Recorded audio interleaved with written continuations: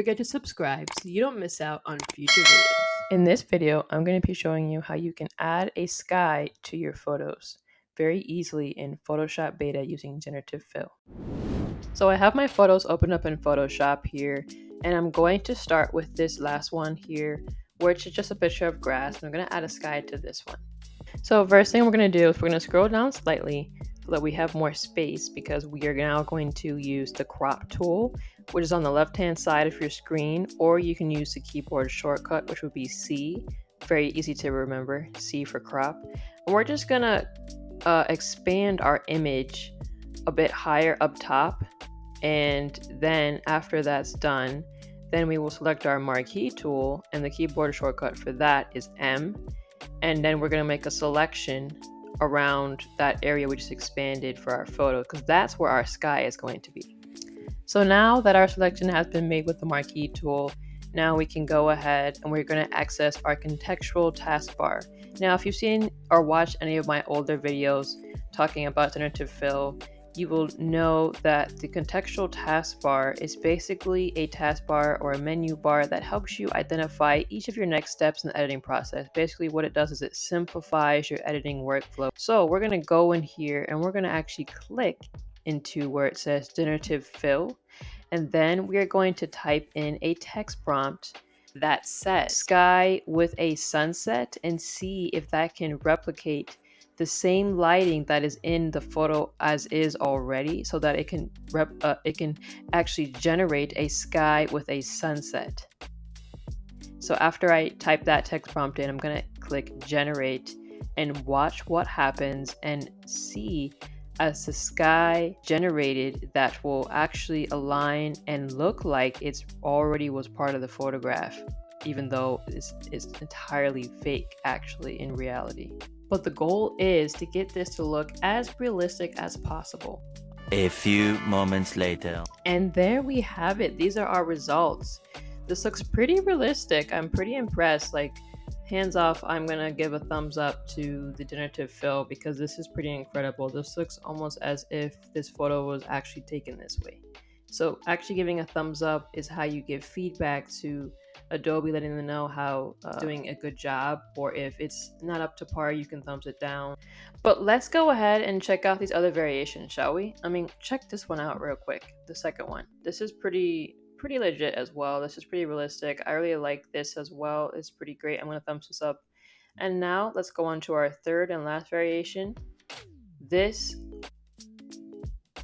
also looks super incredible. Like, I'm pretty amazed. So this did a really great job. Let's now move on to our second example after thumbsing this one up as well. Always be able to give feedback to Adobe. Let's move on to our second example, this field of grass.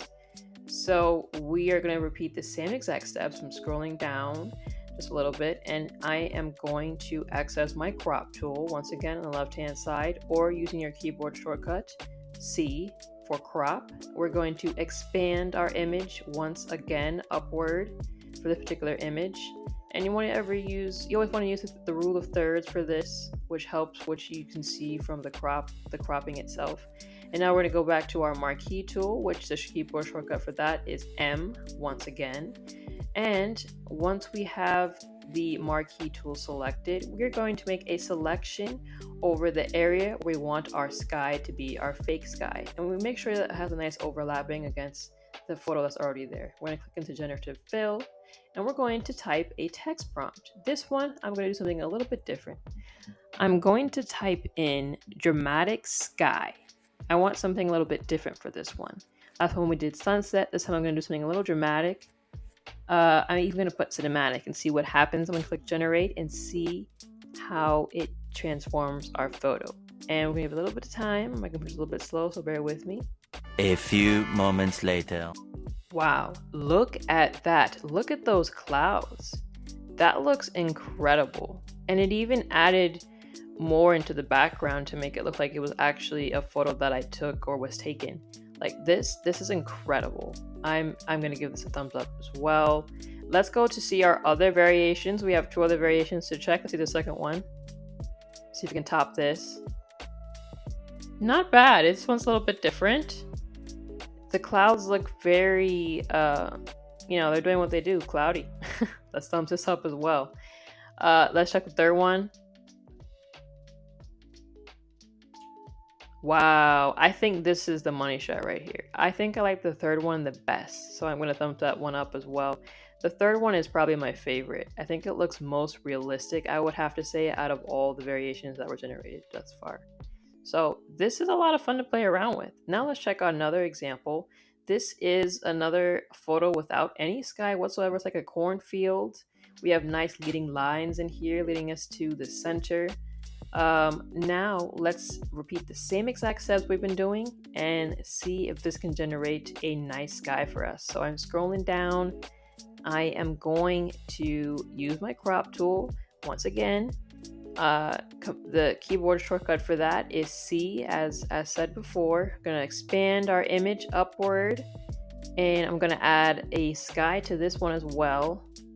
And I'm gonna take my marquee tool, and the keyboard shortcut once again is M, and I am going to make a selection where I want my sky to be. So now once we get this selection right, we are going to get that contextual taskbar again, click Generative Fill, and now we're going to write, I just wrote sky for this one for the text prompt and click Generate. I want to see what AI will generate just from not being so descriptive this time and just saying sky and seeing if it will make something pretty realistic according to the photo I already have at hand. Let's see how it does. Just for example purposes. A few moments later. Wow, look at that. That's pretty realistic. So it gave me some mountains in the background. It finished off the photograph that looked kind of unfinished. It gave me some nice clouds and a nice blue sky in there. I just moved my contextual taskbar out the way so you can see the photograph better. I think that's pretty realistic though, and that's pretty great on the first try for this one. So let's check out our other variations. We have two other ones we haven't seen yet. Let's see the second one. Okay, that looks a little bit way more photoshopped and a lot more kind of more fake. I'm not a huge fan of this one. Oh, the third one though is looking a lot more realistic, so I'm liking the third one. For me, it's the first and the third one for this one I think are the best. So that is it for the tutorial. Thank you so much if you have watched thus far. I hope you got some value out of this as always, and if you did, go ahead and drop me a like, hit that subscribe button so you don't miss out on any future content I have going on. I will catch you guys in the next one. Funky dokie dokie dokie dokie dokie. Yeah.